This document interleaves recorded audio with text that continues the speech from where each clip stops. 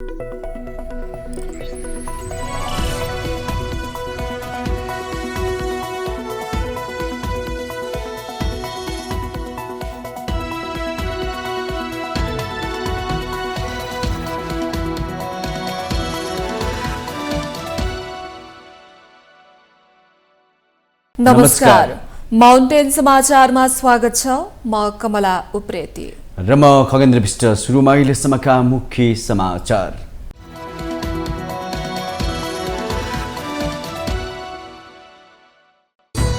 कुल जनसङ्ख्याको आधाभन्दा बढी खेतीपातीमा आबद्ध नेपाल कृषि उपजमै परनिर्भर, उत्पादन बढाएर कृषिमा आत्मनिर्भरताको लामो समयदेखिको नारा हावादारी साबित। राष्ट्र निर्माणको महाअभियानमा जुट्न राष्ट्रपति रामचन्द्र पौडेलको अपिल। मुलुकको ठूलो चिन्ता युवा जनशक्ति पलायन रोक्न सम्बद्ध सबैलाई गम्भीर बन्न आग्रह।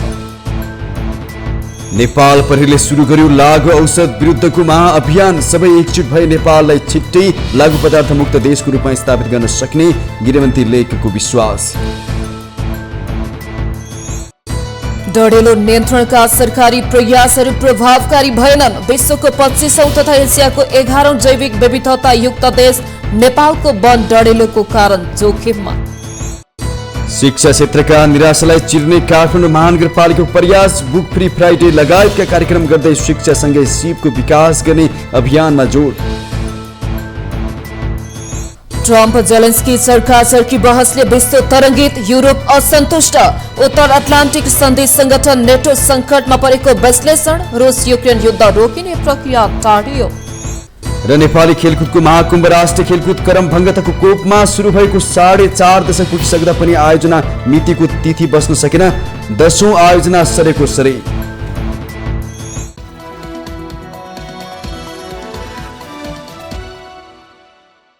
अब समाचार विस्तारमा।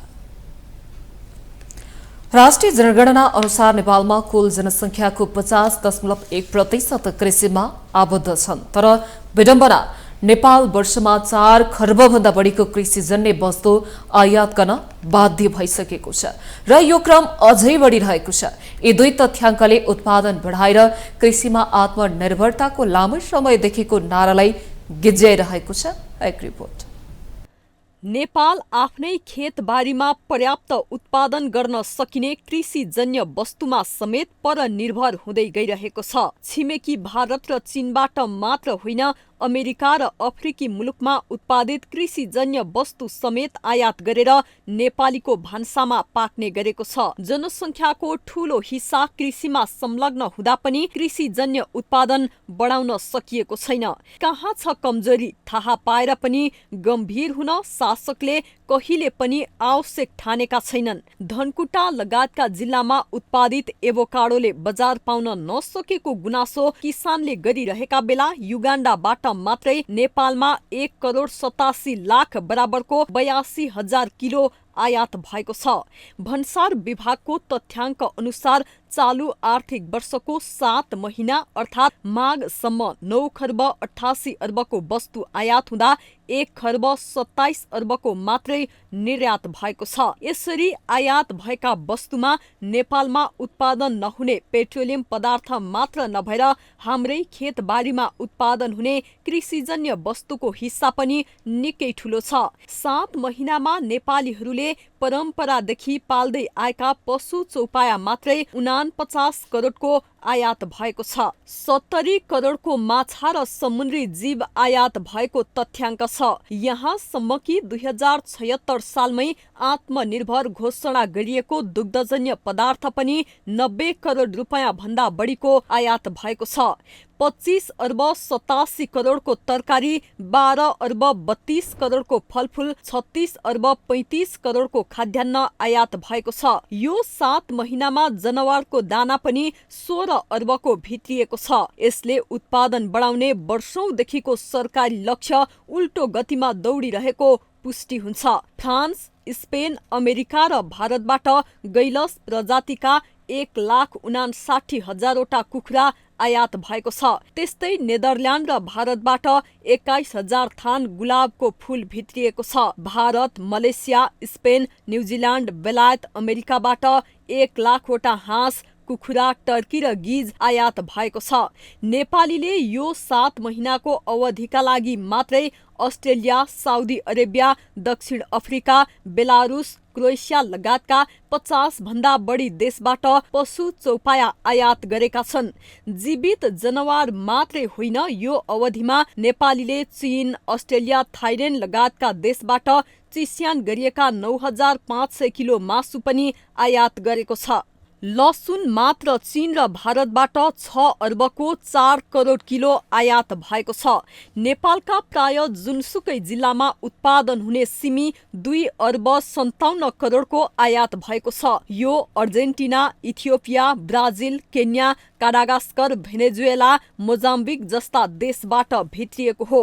त्यस्तै चीन, भारत, इजिप्ट र दक्षिण अफ्रिकाबाट झण्डै 6 अर्बको 84 लाख किलो नेपालको राष्ट्रिय फल सुन्तला भित्रिएको छ। यी सबै वस्तु मध्ये धेरै जसो नेपालमै उत्पादन गर्न सकिन्छ। जुनसुकै सरकारले पनि उत्पादन बढाउन कार्यक्रम ल्याएको भन्छ, तर परिणाम उल्टो छ। नेपालमै पर्याप्त उत्पादन गर्न सकिने कृषिजन्य वस्तुको आयात बढ्दा देशको व्यापार घाटा चुलिँदै गएको छ। कृषिजन्य वस्तु मात्रै वर्षेनी 4 खर्ब भन्दा बढीको आयात गर्न मुलुक बाध्य छ। सबै सरकारले उत्पादकत्व बढाएर देशलाई कृषिजन्य वस्तुमा आत्मनिर्भर बनाउने घोषणा गर्छन्, तर पनि कृषि प्रधान देश कृषि उपजमै परनिर्भरताको कहाली लाग्दो अवस्थामा पुगिसकेको तीतो सत्यको जिम्मेवारी कसले लिने? राष्ट्रपति रामचन्द्र पौडेलले केही भएन भन्ने मात्र नभई धेरै भएको छ, तर देश र जनताका लागि हामीले अझै थुप्रै गर्न बाँकी छ भन्ने अठोटसहित राष्ट्र निर्माणको महाअभियानमा जुट्न अपिल गर्नुभएको छ। शनिबार श्रीमद् भागवत ज्ञान महायज्ञ एवं धार्मिक पर्यटन महाउत्सव 2081 एवं देवालय सारङकोट धामको उद्घाटन गर्दै राष्ट्रपति पौडेलले जनताको लामो सङ्घर्ष, त्याग र बलिदानबाट प्राप्त गरेको संविधान र सङ्घीय लोकतान्त्रिक गणतन्त्रात्मक उद्देश्य पनि मुलुकको आर्थिक विकास भएको स्पष्ट पार्नुभयो। युवा जनशक्तिको पलायन मुलुकका लागि ठूलो चिन्ताको विषय भएको भन्दै उहाँले यो अवस्थाबाट मुलुकलाई जोगाउन सम्बद्ध सबैलाई गम्भीर बन्न आग्रह गर्नुभयो। राष्ट्रपति पौडेलले 2046 सालको परिवर्तनपछि गाउँ गाउँमा बाटो, बिजुली, पानी, शिक्षा, स्वास्थ्य, सञ्चार जस्ता पूर्वाधार पुगिसकेकोले अब स्वदेशमै रोजगारी र आम्दानीको अवसर सृजना गरी देश पलायन भइरहेको युवा जनशक्तिलाई रोक्न पहिलो आवश्यकता भएको औल्याउनुभयो। उहाँले नीति निर्माण तहमा रहेका सबैको ध्यान यसको समाधानतर्फ केन्द्रित होस् भन्ने कामना पनि गर्नुभयो। उहाँले पोखरा र यस क्षेत्रको विशिष्टता, प्राकृतिक सौन्दर्य, संस्कृति र सभ्यतालाई नेपाल र विश्व पर्यटन बजारमा प्रवर्धन गरी पर्यटन क्षेत्रलाई आय आर्जन र समृद्धिको आधारको रूपमा स्थापित गर्न सकिने प्रचुर सम्भावना आफूले देखिरहेको बताउनुभयो। पर्यटकीय पूर्वाधार विकासमा निजी क्षेत्रको अत्यन्त महत्त्वपूर्ण भूमिका हुने भन्दै राष्ट्रपति पौडेलले निजी क्षेत्रलाई लगानी मैत्री वातावरण बनाउन स्थानीय प्रदेश र सङ्घ सरकारले उपयुक्त नीति, नियम र कानुन निर्माण गरेर प्रोत्साहन गरिदिनुपर्ने उल्लेख गर्नुभयो। गृहमन्त्री रमेश लेखकले नेपाललाई लागु पदार्थ मुक्त देशको रूपमा स्थापित गर्न सबै एकजुट भएर लाग्नुपर्ने बताउनु भएको छ। शनिबारबाट नेपाल प्रहरीले सुरु गरेको लागु औषध विरुद्धको महाअभियान सुरु गर्दै गृहमन्त्री लेखकले सबै एकजुट भएर नेपाललाई लागु पदार्थ मुक्त देशको रूपमा स्थापित गर्नुपर्ने बताउनु भएको हो। उहाँले 3 तहकै सरकारले लागु औषध विरुद्धको महाअभियानलाई सफल बनाउनु पर्नेमा जोड दिनुभयो। नागरिकसँग नजिक रहेको स्थानीय सरकारले बढी पहल कदमी लिनुपर्ने भन्दै मन्त्री लेखकले पालिका र वडा स्तरबाट लागु औषध विरुद्धको महाअभियान सञ्चालन गर्नुपर्ने उल्लेख गर्नुभयो। 6 महिनामा लागु औषध मुक्त पालिका घोषणा गर्ने गरी अभियान चलाउन उहाँले आग्रह गर्नुभयो। एउटा पालिकालाई उठाउँ, त्यो पालिकाका स्कुलहरूलाई संलग्न गरौँ, क्याम्पस छन् क्याम्पसलाई संलग्न गरौँ, युवा क्लबहरू हुन्छन् त्यसलाई संलग्न गरौँ, राजनीतिक दलहरूलाई संलग्न गरौँ, दलका भातृ र शुभेच्छुक संस्थाहरूलाई संलग्न गरौँ, विद्यार्थी सङ्गठनहरूलाई संलग्न गरौँ र एउटा पालिकालाई हामी 6 महिनामा लागु पदार्थ मुक्त पालिका घोषणा गर्न सक्छौँ भन्ने अभियान चलाउँ। त्यसपछि अर्को पालिका गरौँ, अर्को पालिका गरौँ। लागू औसत समयमा नियन्त्रण गर्न नसकी अबको 15 वर्षपछि एउटा पुस्ता नै प्रभावित बन्ने मन्त्री लेखकले औल्याउनु भयो। कार्यक्रममा काठमाडौँ महानगरपालिकाकी उपप्रमुख सुनिता डंगोलले लागू औषधको प्रयोग र कारोबार नियन्त्रणको लागि भएका प्रयासहरूको पुनः विचार आवश्यक रहेको बताउनु भयो।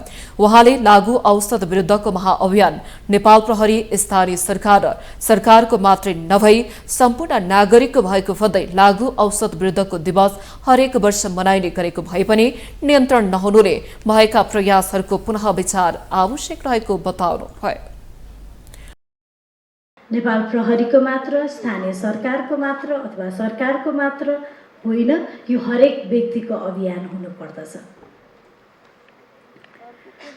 हामीले लागू औषध विरुद्धका दिवस पनि मनाउने गर्दछौँ र त्यसमा लागू औषधको प्रयोग र कारोबारलाई बन्द गरौँ भन्ने उद्देश्यका साथ हरेक वर्ष मनाउँदै आइरहेका पनि छौँ र यति मनाउँदै पनि सङ्ख्या भने घट्नुपर्ने ठाउँमा बढिरहेको छ। त्यसको अर्थ अहिले हामीले जुन अप्रोचमा, जुन बाटोबाट हामीले लागू औषधको प्रयोग र कारोबार नियन्त्रणका लागि प्रयास गरिरहेका छौँ, ती प्रयासहरूलाई फेरि एकचोटि जाँच लिनुपर्ने अर्थात् पुनर्विचार गर्नुपर्ने आवश्यकता पनि देखिएको छ। प्रहरी महानिरीक्षक वसन्तबहादुर कुँवरले लागू औषध नियन्त्रण र रोकथाम कुनै एकमात्र निकायबाट सम्भव नरहेको स्पष्ट गर्नुभयो। उहाँले सामूहिक दायित्वको यो समस्या नियन्त्रणको लागि व्यक्ति, समाज, विभिन्न पेसाकर्मी, राजनीतिक व्यक्तित्व, समाजसेवी, अभिभावक, स्थानीय निकाय, समाज र सरकारवाला समेतको सहकारी अपरिहार्य रहेको बताउनुभयो।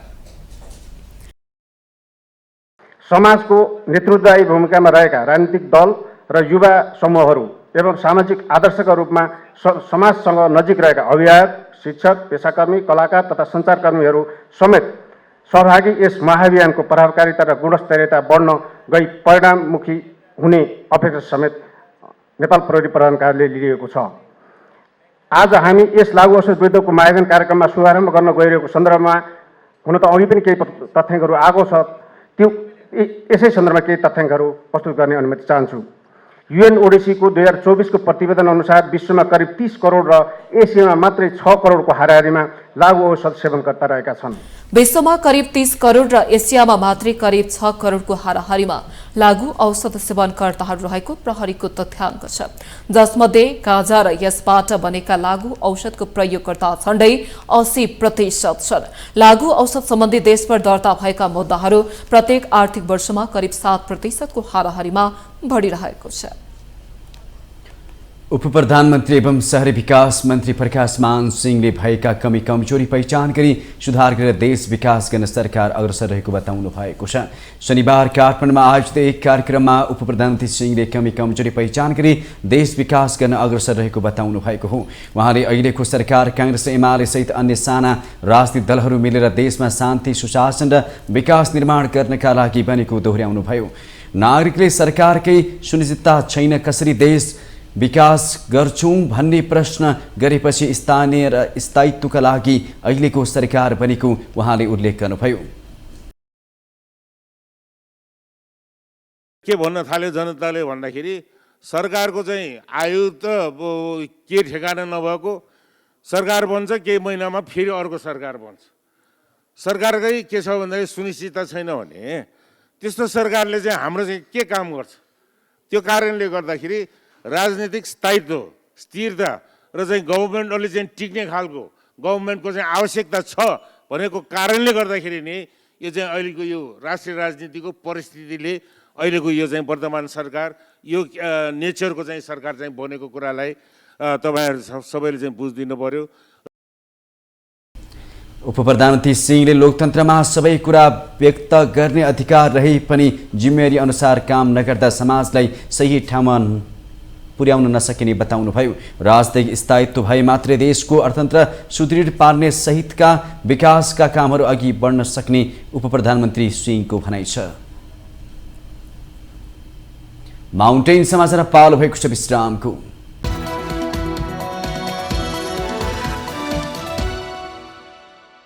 विश्रामपछि स्वागत छ। अब बाँकी समाचार।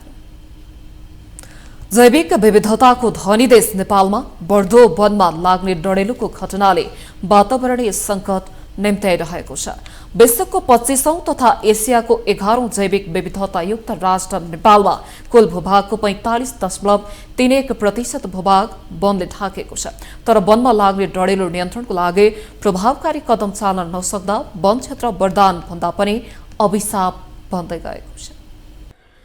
सन् 2024मा नेपालमा 5205वटा वन डढेलोको घटनाले 74 जिल्ला प्रत्यक्ष प्रभावित भए। पछिल्लो 15 वर्षको तथ्याङ्क अनुसार वन डढेलोको घटना दोब्बरभन्दा बढीले वृद्धि भएका छन्। वन क्षेत्रमा सुकेको जैविक पदार्थको संकलन नहुनु र मानव लापरवाही जस्ता कारणले डढेलोको घटनाहरू बढ़िरहेका छन्। वन डढेलो नियन्त्रण गर्न सरकार, सुरक्षा निकाय र विभिन्न संघ संस्थाहरूको पहल प्रभावकारी हुन सकेको छैन। यो आगो लाग्ने बित्तिकै त्यसलाई चाहिँ नियन्त्रण गर्नको लागि हामीलाई चाहिँ यो वर्दी लागेको सुरक्षाकर्मी मात्रै पर्खेर भएन, ढिलो भइसक्या हुन्छ। त्यसले गर्दा स्थानीय स्तरमा विपद स्वयंसेवकहरू तयारी गर्नु पर्यो। त्यसको लागि चाहिँ तालिम दिएर पठाउँ भनेर भर्खरै हामी त्यसको पाठ्यक्रम पनि विकास गरेका छौँ र केही ठाउँमा छिट्टै त्यसको पाइलट परीक्षण पनि हामी गर्दै छौँ, ताकि घटना भइहाल्यो भनेदेखि स्थानीय विपद व्यवस्थापन स्वयंसेवकहरूले त्यसमा तत्काल ह्यान्डल गर्नका लागि केही सिप सहित जान सक्नुहोस्। गत माघ महिनामा मात्रै 110वटा वन डढेलोको घटना भएका छन्, जसबाट मुलुकका 23 जिल्ला प्रभावित भएका छन्। राष्ट्रिय विपद जोखिम न्यूनीकरण तथा व्यवस्थापन प्राधिकरणको अनुसार सन् 2008मा देशभर 1667, सन् 2009मा 2137, सन् 2010मा 2793 आगोलागी तथा वन डढेलोको घटनाहरू भएका छन्। 2 दशक यता आगोलागीबाट 143 जनाको मृत्यु, 140 जना घाइते भएका छन् भने 1271वटा घर गोठ जलेर नष्ट भएका छन्। वन डढेलो नियन्त्रणको लागि पूर्ण अधिकार प्राप्त निकाय वन तथा वातावरण मन्त्रालय हो। वन तथा भू संरक्षण विभागका उपमहानिर्देशक धनञ्जय लामिछानेले वन डढेलो नियन्त्रणको लागि बनाइएको वन ऐन र नियमावली पूर्ण कार्यान्वयन हुन नसकेको स्वीकार छन्। स्थानीय स्तरमा जनशक्ति नहुनु र सानो आगोलागीको घटनाको लागि समेत सुरक्षा र मन्त्रालयको मुख ताक्ने प्रवृत्ति छ। यसलाई हामीले एउटा अहिले महत्त्वपूर्ण चाहिँ उसको पक्षको रूपमा लिएर यो सचेतना छँदैछ। सचेतना भन्दा पनि बढी यो एउटा चाहिँ हामीले अब कसरी चाहिँ यो रक्षात्मक उपाय गर्न सकिन्छ, फ्युल लोड घटाउने, मान्छेहरूलाई चाहिँ त्यो कानुनी कारबाहीको दायरामा जाने र लागिसकेपछि आफू बच्ने र अनि त्यसपछि जङ्गललाई बचाउने, कसरी आगो निभाउन सकिन्छ भन्ने विषयमा चाहिँ तालिम, जनशक्ति तयार पार्न चाहिँ पर्छ भनेर हामीले त्यही किसिमको चाहिँ अहिले नीतिहरू बनाइरहेका छौँ। प्राधिकरणले आगोलागी तथा वन डढेलो न्यूनीकरण गर्न सचेतनामूलक कार्यक्रम, स्थानीय तहमा विपद स्वयंसेवक उत्पादन तथा आवश्यक उपकरण वितरणमा जोड दिएको छ। वन तथा भू संरक्षण विभागले फायर लाइन सफा गर्ने, वन इन्धन व्यवस्थापन गर्ने तथा डढेलो रोकथामको लागि कानूनी कारबाहीलाई प्राथमिकतामा राखेर काम गरिरहेको छ। शिक्षा क्षेत्रका निराशालाई चिर्दै काठमाडौँ महानगरपालिकाले सिपमूलक शिक्षा सम्बन्धी कार्यक्रम गर्दै आएको छ। विद्यार्थीलाई शिक्षासँगै सिपको विकास गर्ने महानगरका भित्रीका विद्यालयमा बुक फ्री फ्राइडे लगायतका कार्यक्रम सुरु गरेको छ, जसबाट विद्यार्थीहरूले आफ्नो रुचि अनुसारको सिप सिक्ने मौका पाएका छन्। महानगरले बुक फ्री फ्राइडे कार्यक्रममा विद्यार्थीले सिकेका सिपहरूलाई काठमाडौँ शैक्षिक मेलामा प्रदर्शनी गरेको छ। शिक्षा किताबी ज्ञानभन्दा व्यावहारिक र सिपमूलक हुनु पर्दछ, जसले गर्दा विद्यार्थीले आफ्नो जीवन सिपमूलक शिक्षाले गर्दा सहज बनाउन सक्छन्। नेपालको सन्दर्भमा शिक्षालाई किताबी ज्ञानका रूपमा मात्रै लिइएको छ। हरेक विद्यालयमा विद्यार्थीहरूलाई घोगाउने मात्रै क्रियाकलाप भइरहेको छ। यस्तो शिक्षाले विद्यार्थी र व्यक्तिको जीवनमा परिवर्तन आउँदैन। शिक्षाको उद्देश्य जीवनका लागि आवश्यक ज्ञान, सिप र संस्कार आर्जन गर्नु हो। शिक्षाको उद्देश्य व्यक्तिलाई वास्तविक रूपमा नागरिक दायित्व निर्वाह गर्न सक्ने चेतना, दृष्टिकोण र क्षमता विकास गर्ने हुनुपर्छ। त्यस्तै शिक्षा चरित्र निर्माणको जग पनि हो। समाजमा रहनका लागि विशेष प्रकारको शील, स्वभाव र सिप आवश्यक हुन्छ। त्यसैका आधारमा सामाजिक आचरण व्यवहारलाई व्यवस्थित गर्न सकिन्छ। शिक्षा सभ्यता, संस्कृति र सामाजिकरणको अनन्त प्रक्रिया हो। पछिल्लो समय काठमाडौँ महानगरपालिकाले बुक फ्री फ्राइडे नामक कार्यक्रमहरू गरी विद्यार्थीको क्षमता दक्षताको विकास गर्ने गरेको छ। यो चाहिँ कस्तो छ भने अहिले चाहिँ भनौँ न ब्याचलर्स गरिसकेपछि पनि घरमा बुवा आमालाई सघाउने कुरा अनि आफ्नै खुट्टामा उभिने कुरामा पनि चिया पकाउन पनि नजानेको अवस्था छ क्या। यो मैले सामान्य उदाहरण मात्रै भनेको, सबैले जान्नुपर्छ भन्ने चाहिँ होइन फेरि, तर आफूमा सिप भयो त्यस्ता साना साना कुराहरू, आफ्नो लाइफ स्ट्यान्डर्ड कसरी आफूले राम्रो बनाउने भन्ने कुराहरू नै सिक्नुभयो भने त्यो चाहिँ पछि गएर उहाँ जस्तै राम्रो डक्टर हुनुभयो भने पनि उहाँलाई कुलिनरी आर्ट्स आयो भने राम्रो जानेको त्यो डक्टर प्लस त्यो भयो भने उहाँलाई आफ्नो लाइफ सञ्चालन गर्न सजिलो हुन्छ। होइन बिचैमा पढाइ छोडेर 11-12देखि पढ्नु भन भने पनि त्यो सिपले चाहिँ उहाँलाई गरी खाने बनाउँछ भन्ने हिसाबले हामीले गरी खाने शिक्षा महानगरको इच्छा अन्तर्गतका यी कार्यक्रमहरू गरेका हौँ। काठमाडौँ महानगरले विद्यार्थीहरूमा शिक्षासँगै विभिन्न सिपहरूको विकास गर्न यस्ता कार्यक्रमहरू सञ्चालन गरेको छ। नेपालमा रोजगारीको अवसर छैन भनेर विदेशिनीको सङ्ख्या बढ्दो छ, तर सिप छ भने नेपालमा पनि रोजगारीको अवसर प्रशस्त भएको महानगरको दाबी छ। होइन, सकारात्मक प्रभाव छ। सुरुमा हेर्दा चाहिँ शुक्रबार एक दिन नपढाइ चाहिँ पढाइ बर्बाद भयो कि भन्ने हिसाबले पनि लिनुभयो सुरुमा। बच्चाले चाहिँ इम्प्रुभ गर्दै गएपछि प्यारेन्ट्सहरू असाध्यै खुसी हुनुहुन्छ। यहीँ यो स्टल हेर्न आउने पनि हिजो आउने धेरै प्यारेन्ट्सहरूले हामीलाई भेटेरै पनि पर्सनल्ली पनि ल महानगरले एकदम राम्रो काम गर्यो, यो त राम्रो भयो। तुना बान्न नआउने बच्चाले तुना बान्न सिक्यो, चिया पकाउन सिक्यो, ग्रिटिङ्स गर्न सिक्यो। अनि बच्चाको चाहिँ खुबी र रुचि भन्ने हुन्छ, रुचि केमा छ खुबी केमा छ भन्ने कुरा पनि उनले आफै पत्ता लगाउने भयो। 9 र 10 को यो शिक्षामा सिप कार्यक्रमले गर्दा भनेर सेयर गरिरहेको अवस्था छ। र नेपालको शिक्षा क्षेत्र सङ्कटमा छ। विश्वविद्यालयमा विद्यार्थीको अभाव छ। पछिल्लो समय विद्यार्थीहरूमा शिक्षासँगै सिपको विकास गर्ने अभियान महानगरले चलाएको, त्यसबाट विद्यार्थीदेखि अभिभावकहरू समेत छन्। यस्ता कार्यक्रमहरू सबै स्थानीय तहमा गर्न सके जनशक्ति उत्पादन गर्न सकिन्छ। माउन्टेन एचडी टेलिभिजनका लागि क्यामेरामा पुरन सुवेदीका साथमा सुर्जन बोहरा, काठमाडौँ। काठमाडौँ उपत्यकाभित्रको बिजुली आपूर्ति पर्याप्त, भरपर्दो, गुणस्तरीय र सुरक्षित बनाउन 6वटा सबस्टेसन बनिरहेका छन्। नेपाल विद्युत प्राधिकरणले उपत्यकाभित्रको विद्युत प्रसारण तथा वितरण प्रणाली सुधारको लागि काठमाडौँ र भक्तपुरका विभिन्न ठाउँमा 132-11 केबीका 6वटा सबस्टेसन बनाइरहेको हो। यसमध्ये काठमाडौँको टेगु सबस्टेसन सञ्चालनमा आइसकेको छ। फोटोङ र मुलपानी सबस्टेसन अन्तिम चरणमा छन्। दुवै सबस्टेसनलाई 2 महिनाभित्र सञ्चालनमा ल्याउने गरी अन्तिम चरणको काम भइरहेको नेपाल विद्युत प्राधिकरणले जनाएको छ। निर्माण भइसकेको भक्तपुरको चागुनारायण सबस्टेसन सञ्चालनमा ल्याउन मात्र बाँकी छ। चोभार सबस्टेसन आउँदो असारभित्र र भक्तपुरको ठेमे सबस्टेसन 8 महिनाभित्र सञ्चालनमा ल्याउने गरी निर्माण भइरहेका छन्। प्रत्येक सबस्टेसनको क्षमता 90 MVA रहेको छ। सबस्टेसन निर्माण सम्पन्न भई सञ्चालनमा आएपछि काठमाडौँ उपत्यकामा थप झण्डै 500 मेगावाट विद्युत प्रवाह गर्न सक्ने पूर्वाधार तयार हुनेछ। अहिले काठमाडौँ उपत्यकाको बिजुली माग 500 मेगावाटको हाराहारीमा छ।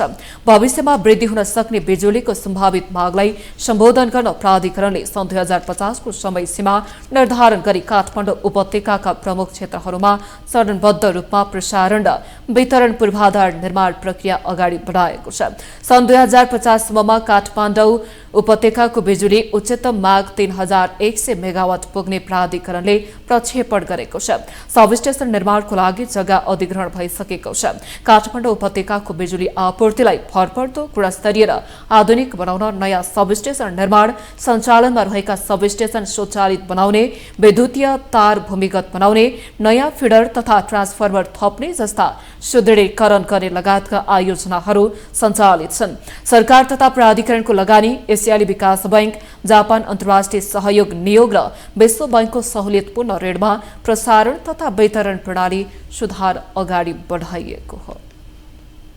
माउन्टेन समाचारमा पालो भएको छ विश्रामको।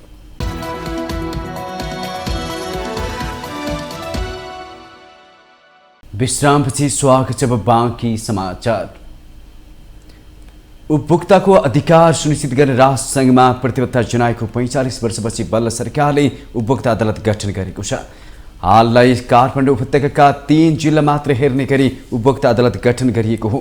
संविधानले नै उपभोक्ता हकको व्यवस्था गरे पनि कानुन पालना नहुँदा र मुद्दा हेर्ने अदालतको अभावमा उपभोक्ताहरू पाइला पछि ठगिँदै आएका छन्। राष्ट्रसङ्घमा प्रतिबद्धता जनाएको 45 वर्षपछि ऐन जारी भएको 6 वर्ष र सर्वोच्च अदालतले परमादेश दिएको 3 वर्षपछि मात्रै सरकारले उपभोक्ता अदालत गठन गरेको हो।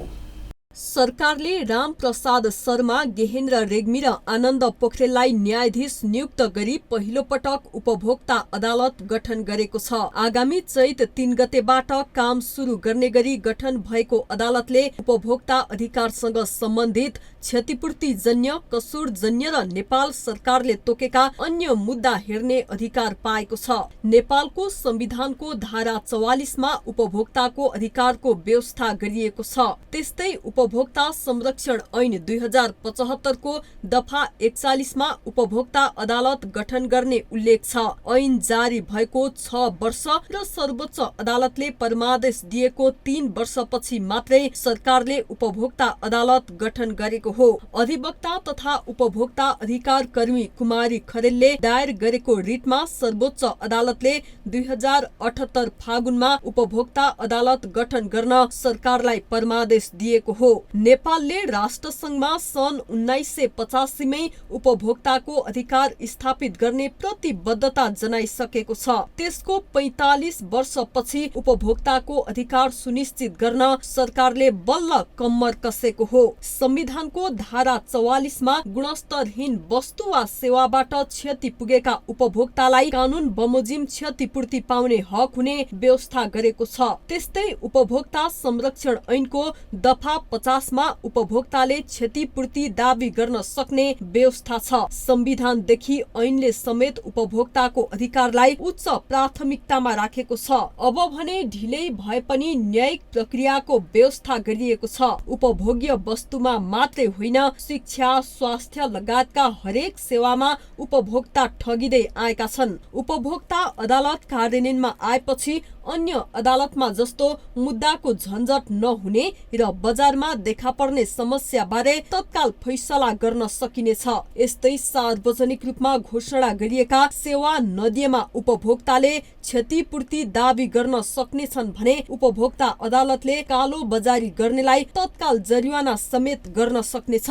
उपभोक्ताको हक हित संरक्षण ऐनको दफा 50 मा क्षतिपूर्तिको व्यवस्था गरिएको छ, जसबाट उपभोक्तालाई हानि नोक्सानी भएको हो उसैबाट क्षतिपूर्ति भराइ पाऊ भनेर अदालत समक्ष 6 महिनाभित्र उजुरी गर्न सक्ने व्यवस्था छ। उपभोक्ता अदालत 3 सदस्य हुन्छ। यो अदालतले पनि भ्रष्टाचारको मुद्दा हेर्ने विशेष अदालत वा विशेषज्ञ रहने न्यायाधिकरणहरू, राजस्व, ऋण असुली जसरी नै मुद्दाको सुनवाई गर्नेछ। एकाधिकार सिन्डिकेट र कार्टेलिङ, आवश्यकता भन्दा बढी सञ्चय गर्ने, विद्युत, खानेपानी, टेलिफोन, सूचना प्रविधि, स्वास्थ्य, शिक्षा तथा परामर्श, यातायात, ढल निकास, बैंकिङ वा त्यस्तै प्रकृतिका अन्य सेवा, कानुनी, चिकित्सा र इन्जिनियरिङ जस्ता क्षेत्रमा उपभोक्तामाथि ठगी गर्नेलाई जवाफदेही बनाउँदै कानुन बमोजिम कारबाही गर्ने क्षेत्राधिकार उपभोक्ता अदालतलाई तोकिएको छ। यो अदालतले 3 थरीका मुद्दा हेर्नेछ। पहिलो उपभोक्ताको क्षतिपूर्ति, दोस्रोमा उपभोक्ता विरुद्धको कसुर 3 वर्ष भन्दा बढी कैद हुने र तेस्रोमा वस्तु र सेवासँग जोडिएका मुद्दा जसलाई अन्य मुद्दा भनेर राजपत्रमा प्रकाशित हुनेछ। ऐनको दफा 38 मा 12 वटा कसुरमा सजाय हुने उल्लेख छ। झुटा लेबलिङ गरेमा वा लेबलिङ नगरेमा, अनुचित व्यापारिक क्रियाकलाप गरे वा गराए, तोकेको मूल्यभन्दा बढीमा बिक्री गरे, मापदण्ड विपरीत सेवा वा वस्तुको बिक्री गरेमा र अनुगमनका क्रममा सहयोग नगरेमा सजाय गर्ने व्यवस्था ऐनमा छ। यस्ता मुद्दा उपभोक्ता अदालत पछि उच्च अदालतमा पुनरावेदन गर्न पाइनेछ। उपभोग्य वस्तुमा हुने मिसावट र उपभोक्ताले सामान खरिद गर्दा पाइलै पछि ठगिने क्रम अब भने केही हदसम्म रोकिने अपेक्षा गरिएको छ। नेपाली कांग्रेसका सांसद विमलेन्द्र निधिले नेपाल स्काउट रेडक्रस लगायतका संस्थाहरूमा राजनीतिकरण हुँदा राम्रोसँग काम गर्न नसकेको टिप्पणी गर्नुभएको छ। शनिबार काठमाडौँमा आयोजित एक कार्यक्रममा सांसद निधिले नेपाल स्काउट रेडक्रस लगायतका संस्थाहरूमा राजनीतिकरण भएकोले प्रभावकारी हुन नसकेको टिप्पणी गर्नुभएको हो। उहाँले सामाजिक संस्थाहरूलाई राजनैतिक रूपमा नियन्त्रणमा राख्ने प्रवृत्तिले मूलधेय नै विचलित भइरहेको उल्लेख गर्नुभयो। उहाँले नयाँ पुस्तालाई अवसर पाउनु पर्नेमा कुनै प्रश्न नरहेको बताउनुभयो। नेपाल स्काउट रेड क्रस लगायतका यस्ता संस्थाहरू जसमा धेरै राजनीतिकरण भएको कारणले तछाड मछाड गर्ने राजनीतिक रूपले आफूले नियन्त्रणमा राख्ने प्रवृत्तिले गर्दाखेरि जुन मूल मोटो हो नेपाल स्काउटको, मूल क्यारेक्टर हो, मूल गोल हो, त्यसलाई तपाईँको विकसित हुन दिन सकिरहेको छैन। त्यसबाट जोगाएर अगाडि बढौँ नारा पनि राम्रो छ। नयाँ पुस्ताले अवसर पाउनु पर्दछ, नयाँ पुस्ताले क्षमताको विकास गर्नुपर्दछ, नयाँ पुस्ताले नेतृत्वको विकास गर्नुपर्दछ। सांसद निधिले नयाँ पुस्ताले पुरानो पुस्तालाई सम्मान गर्न सक्नुपर्ने बताउनुभयो। फेब्रुअरी महिनासँगै नेपालमा हिउँद याम सकिएको छ। नेपालमा डिसेम्बर, जनवरी र फेब्रुअरीलाई हिउँद भन्ने गरिन्छ। शनिबार मार्च 1 देखि नेपालमा प्री मनसुन सुरु भएको छ। मौसमविदका अनुसार फेब्रुअरी महिनासँगै हिउँद याम विन्टर पनि बिदा भएकाले प्री मनसुन लागेको हो।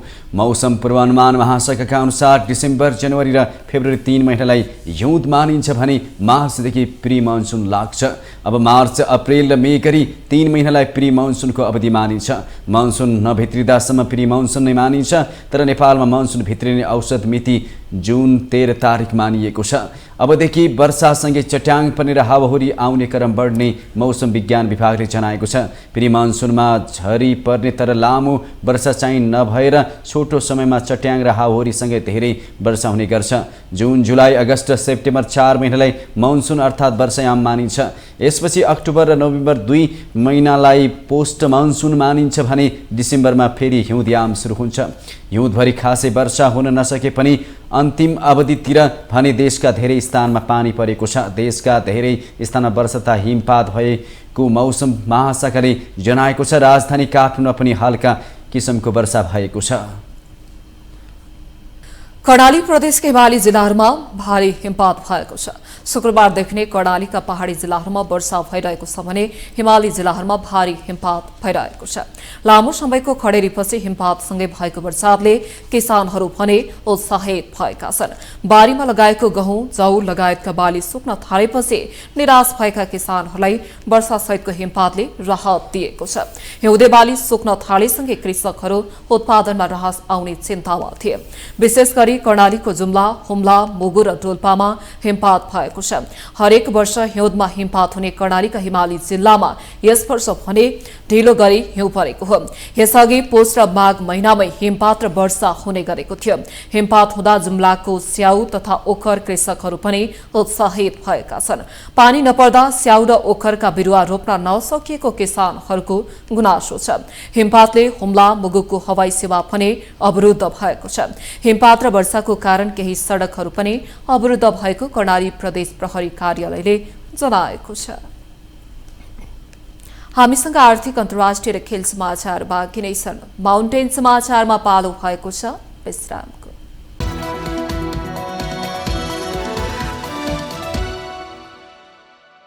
विश्रामपछि स्वागत छ पालो आर्थिक समाचारको। आर्थिक समाचारको साथमा एनआईसी एशिया बैंक पनि साथी पनि राम्रो पनि हाम्रो पनि।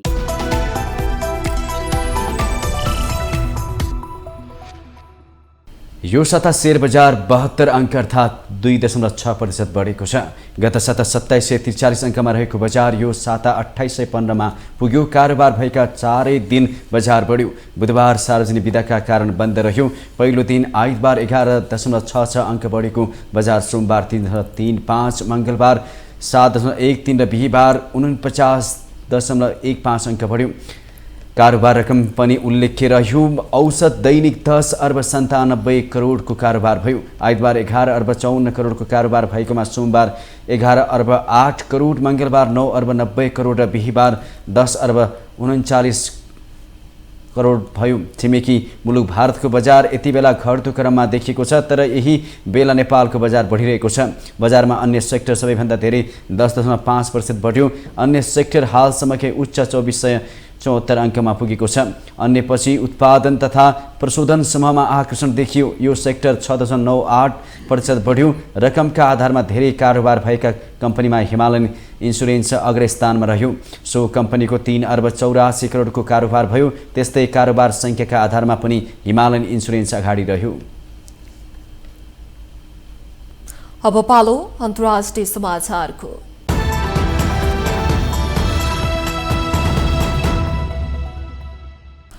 अमेरिकी राष्ट्रपति डोनाल्ड ट्रम्प र युक्रेनी राष्ट्रपति भ्लादिमिर जेलेन्स्की बीच भएको भेटवार्तामा चर्काचर्की परेपछि विश्व नै तरङ्गित भएको छ। व्हाइट हाउसमा भएको वार्ता विफल भएपछि दुई देशबीच हुने भनिएको खनिज सम्झौतामा हस्ताक्षर भएन भने आपसी सम्बन्ध पनि चिसिएको कारण रुस युक्रेन युद्ध रोकिने प्रक्रिया पनि टाढिएको छ। एक रिपोर्ट। रुस युक्रेन युद्ध अन्त्यका लागि विश्वले नै निकै चासो राखेको युक्रेन अमेरिकाका शीर्ष नेता बीचको वार्ता चर्काचर्कीमा सकिएपछि विभिन्न कोणबाट प्रतिक्रियाहरू सार्वजनिक भएका छन्। युद्ध अन्त्यको निकास निकाल्ने प्रस्थान भेट हुन सक्ने अधिकांशको आकलनको ठ्याक्कै उल्टो मात्रै भएन, सामान्य कूटनीतिक व्यवहार पनि प्रकट भएन। ट्रम्पले जेलेन्स्कीलाई कि सम्झौता गर नत्र छाडिदेऊ भन्ने धम्कीपूर्ण प्रस्तावपछि विश्वभर बहस भइरहेको छ। खनिज सम्झौता हुने भनिए पनि वार्ताले चर्को रूप लिएपछि अब रुस युक्रेन बीचको संघर्ष अन्त्य हुने आशा समेत कम भएको छ। युरोपेली नेताहरूले जेलेन्स्कीको समर्थन गर्दै ट्रम्प र उपराष्ट्रपति जेडी भान्सलाई दोषी भनेका छन्। युरोपेली आयोगकी अध्यक्ष उर्सुला भोन डर लियनले युक्रेनलाई समर्थन गर्दै सामाजिक सञ्जाल एक्समा तपाईको गरिमाले युक्रेनी जनताको बहादुरीलाई सम्मान गर्दछ, साहसी हुनुहोस्, निडर हुनुहोस्। यस्तै युरोपेली संघको विदेश नीति प्रमुख काजा कालासले पनि स्वतन्त्र संसारलाई नयाँ नेता चाहिएको स्पष्ट पारेको बताएकी छन्। उनले युक्रेन युरोपको रहेको र आफूहरू युक्रेनको पक्षमा रहेको उल्लेख गरेकी छन्। क्यानाडाका प्रधानमन्त्री जस्टिन ट्रुडोले रुसले अवैध र अनुचित तरिकाले युक्रेनमाथि आक्रमण गरेको बताएका छन्। उनले 3 वर्षदेखि युक्रेन साहसमा जवाफी कारबाहीका साथ लोकतन्त्र, स्वतन्त्रता र सम्प्रभुताको लागि लडाई लडिरहेको प्रतिक्रिया दिएका छन्। फ्रान्सका राष्ट्रपति इमानुएल म्याक्रोले पनि युक्रेनको सहयोग गरेर सही गरेको र आगामी दिनमा पनि जारी राख्ने आश्वासन दिएका छन्। उनले अमेरिका, युरोपेली देश, क्यानाडाका नागरिक र जापानी सबै युक्रेनको सहयोगी हौ भनेका छन्। जर्मन चान्सलरले युक्रेन, जर्मनी र युरोपको भर पर्न सक्ने बताएका छन्। उनले व्हाइट हाउसमा भएका दृश्यहरू स्तब्ध हुने खालका भएको बताए। पोल्यान्ड, आयरल्यान्डले पनि जेलेन्स्कीको समर्थनमा बोलेका छन्। बेलायती प्रधानमन्त्री कियर स्टामरले भने घटना लगत्तै ट्रम्प र जेलेन्स्कीसँग कुरा गरेका छन्। युक्रेनलाई ट्रम्पको सहयोग आवश्यक रहेको भन्दै उनले युक्रेनको सम्प्रभुता र सुरक्षालाई ध्यानमा राख्दै शान्तिको बाटो खोज्ने कोसिस गरिरहेको बताएका छन्। अस्ट्रेलियाका प्रधानमन्त्री एन्थोनी अल्बानिजीले पनि एक विज्ञप्ति जारी गर्दै युक्रेनको समर्थन गरेका छन्। उता अमेरिकी विदेश मन्त्री मार्को रुबियोले ट्रम्प र जेलेन्स्की बीचको बहसलाई असफल भन्दै जेलेन्स्कीले माफी माग्नुपर्ने बताएका छन्। डेमोक्रेटिक सांसद चक सुमरले ट्रम्प र भान्सले फोहोरी काम गरेको प्रतिक्रिया दिँदा रिपब्लिकन सांसद डन बेकनले अमेरिकी विदेश नीतिका लागि एक खराब दिन भनेका छन्। ट्रम्प र जेलेन्स्की बीचको यो घटना र वाद विवादले उत्तर एटलान्टिक सन्धि संगठन नेटो निम्ति संकट संकेत गरेको विश्लेषण पनि सार्वजनिक भएका छन्। अब युरोपेली राष्ट्रहरूको सुरक्षा बारे अमेरिकी प्रतिबद्धतालाई लिएर युक्रेन बाहिर थप आशंका र प्रश्नहरू खडा हुने संकेत देखिएको छ। नेटोका साझेदार माथि गरिने आक्रमण अमेरिकामाथि गरिए सरह मान्ने भनेर सन् 1949 मा ह्यारी ट्रुम्यानले गरेको बाचालाई ट्रम्पले जारी राख्ने छन् वा छैनन् भन्ने सबैभन्दा ठूलो प्रश्न हुनेछ। अस्ट्रियामा गठबन्धन सरकार बन्ने भएको छ। फेब्रुअरीको मध्यमा फ्रिडम पार्टीको नेतृत्वमा केन्द्र दक्षिणपन्थी पिपुल्स पार्टी सँगको गठबन्धनको वार्ता भएपछि जारी संवाद र छलफलबाट अस्ट्रेलियामा गठबन्धन सरकार बन्ने भएको अन्तर्राष्ट्रिय सञ्चार माध्यमहरूले उल्लेख गरेका छन्। अस्ट्रेलियाली people's party, social democratic party र यानओएस पार्टी अति दक्षिणपन्थी फ्रिडम पार्टी बिना गठबन्धन सरकार गठन गर्न सहमत भएका हुन्। अस्ट्रेलियाको सञ्चार संस्था EORF का अनुसार नयाँ सरकारले सोमबारसम्ममा शपथ लिन सक्नेछ। सेप्टेम्बर 2024 भएको अस्ट्रेलियाली संसदीय चुनावमा फ्रिडम पार्टी लगभग 29% मतसहित अग्रणी दलको रूपमा रहेको छ। त्यसपछि पिपुल्स पार्टी 26.3% र सोसल डेमोक्रेटिकले 21.1% र यानओएसले चौथो स्थान हासिल गरेको थियो। अब पालो खेल समाचारको।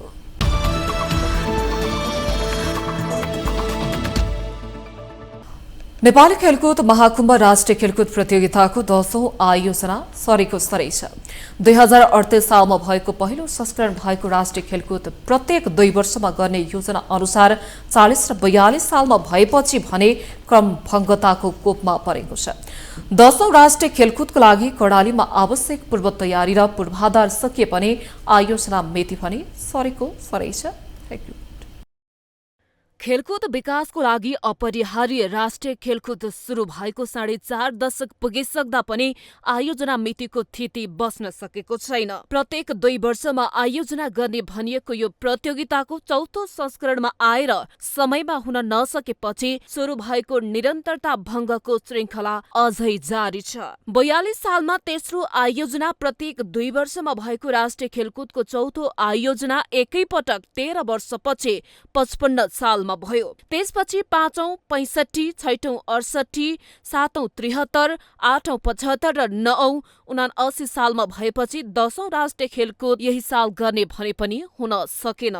10औं राष्ट्रिय खेलकुदको लागि कर्णालीमा आवश्यक पूर्व तयारी र पूर्वाधार बनिसकेको भए पनि आयोजना मिति भने सरेको सरै छ। राष्ट्रिय खेलकुद परिषदका अध्यक्ष युवा तथा खेलकुद मन्त्री तेजुलाल चौधरीको अध्यक्षतामा बसेको 121औं बोर्ड बैठकले राष्ट्रिय खेलकुद 2082 जेठ 3 देखि 10 गतेसम्म गर्ने निर्णय गरेको छ। त्यसअघि 2081 को मङ्सिरबाट सारेर यही साल 2081 चैत्र 23 देखि 30 सम्म गर्ने गरेको निर्णय तुहिएका छन्। 10औं राष्ट्रिय खेलकुदको मुख्य स्थल कर्णाली प्रदेश रङ्गशाला झण्डै 1,59 करोड रुपियाँको लगानीमा तयार भइसकेको छ। सुर्खेतमै चिसापानी फुटबल मैदान, कालुङचोक रग्बी मैदान र प्रदेश रङ्गशाला परिसरको क्रिकेट मैदान पनि बनिसकेको छ। कर्णाली सरकारले राष्ट्रिय प्रतियोगिताको 35 मध्ये 24 खेल खेलाउने गरी झण्डै 10,000 दर्शक अट्न रङ्गशालामा फुटबल सहित 16 खेल खेलाउन प्रदेश सरकार तयार छ। हुम्ला हकी मैदान तथा दैलेख, कालीकोट, जुम्ला, रुकुम पश्चिम र सल्यानमा रहेका कबर हलमा पनि केही खेल खेलाउने गरी तयारी गरिएको भए पनि 10औं राष्ट्रिय खेलकुदको आयोजना मिति फेरि सरेको हो। 10औं राष्ट्रिय खेलकुदको लागि संघीय सरकारले 60 करोड रुपियाँ विनियोजन गरेको छ। राष्ट्रिय खेलकुद प्रतियोगिता सञ्चालन निर्देशिका र खर्च मापदण्ड स्वीकृत नहुँदा आवश्यक तयारीका कामहरू अलपत्र परेका छन्। नेपालमा प्रक्रियागत कमजोरी र राजनीतिक खिचातानीको उदाहरण बनेको छ 10औं राष्ट्रिय खेलकुद। सञ्चालन निर्देशिका र खर्च मापदण्ड स्वीकृत भएको छैन। स्वीकृत भएपछि मात्र राष्ट्रिय प्रतियोगिताको लागि खेल सामग्री, पोसाक, टेन्ट, उपकरण लगायत सामग्री खरिद गर्न टेन्डर गर्ने बाटो खुल्छ। खरिद प्रक्रियाको लागि कम्तीमा 30 दिनको सूचना निकाल्नुपर्छ। त्यसपछि झण्डै 1 साता प्राविधिक र आर्थिक मूल्याङ्कन गर्न लाग्छ। त्यसपछि सम्झौता भएर मात्र सामान र उपकरण खरिद हुन्छ। जेठको पारिलो घाम र वर्षाको सम्भावनाको कारण पनि प्रस्तावित मिति अनुकूल समेत छैन। राजनीतिक भागभन्डा नमिल्दा कर्णाली प्रदेश खेलकुद विकास परिषद झण्डै 2 महिनादेखि पदाधिकारी विहीन छ। यसबाट 10औं राष्ट्रिय खेलकुदको लागि आयोजकको तर्फबाट गर्नुपर्ने तयारीको कामकाज अलपत्र परेका छन्। प्रदेश खेलकुद विकास परिषद अहिले पदेन पदाधिकारीको भरमा छ। ऐन अनुसार मन्त्रालयका सचिवको संयोजकत्वमा 3 सदस्यीय सिफारिस समिति बनाएर पदाधिकारीको नियुक्ति गर्नुपर्ने हुन्छ। समिति गठनपछि मात्र पदाधिकारीको नियुक्तिको लागि कम्तीमा 1 साताको दरखास्त आह्वान, कार्ययोजना प्रस्तुति, अन्तर्वार्ता र सिफारिसपछि मात्र मन्त्री परिषदले नियुक्ति गर्न सक्छ। यी सबै प्रक्रिया बाँकी नै रहेको कारण 2082 जेठमा पनि 10औं राष्ट्रिय खेलकुद नहुने निश्चित प्राय नै छ। माउन्टेन समाचारमा पालो भएको छ पुनः विश्रामको।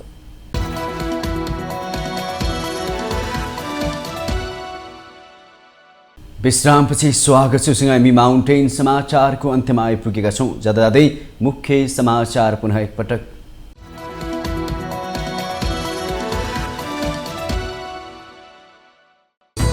कुल जनसङ्ख्याको आधाभन्दा बढी खेतीपातीमा आबद्ध नेपाल कृषि उपजमै परनिर्भर, उत्पादन बढाएर कृषिमा आत्मनिर्भरताको लामो समयदेखिको नारा हावादारी साबित। राष्ट्र निर्माणको महाअभियानमा जुट्न राष्ट्रपति रामचन्द्र पौडेलको अपिल। मुलुकको ठूलो चिन्ता युवा जनशक्ति पलायन रोक्न सम्बद्ध सबैलाई गम्भीर बन्न आग्रह। नेपाल प्रहरीले सुरु गर्यो लागु औषध विरुद्धको महाअभियान। सबै एकजुट भए नेपाललाई छिट्टै लागु पदार्थ मुक्त देशको रूपमा स्थापित गर्न सक्ने गृहमन्त्री लेखको विश्वास। डढेलो नियन्त्रणका सरकारी प्रयासहरू प्रभावकारी भएनन्। विश्वको 25औं तथा एसियाको 11औं जैविक विविधता युक्त देश नेपालको वन डढेलोको कारण जोखिममा। शिक्षा क्षेत्रका निराशालाई चिर्ने काठमाडौँ महानगरपालिकाको प्रयास। बुक फ्री फ्राइडे लगायतका कार्यक्रम गर्दै शिक्षासँगै सिपको विकास गर्ने अभियानमा जोड। ट्रम्प जेलेन्स्की चर्काचर्की बहसले विश्व तरङ्गित, युरोप असन्तुष्ट। उत्तर अटलान्टिक सन्धि संगठन नेटो सङ्कटमा परेको विश्लेषण। रुस युक्रेन युद्ध रोकिने प्रक्रिया टाढियो। र नेपाली खेलकुदको महाकुम्भ राष्ट्रिय खेलकुद क्रमभङ्गताको कोपमा सुरु भएको 4.5 दशक पुगिसक्दा पनि आयोजना मितिको तिथि बस्न सकेन। 10औं आयोजना सरेको सरे।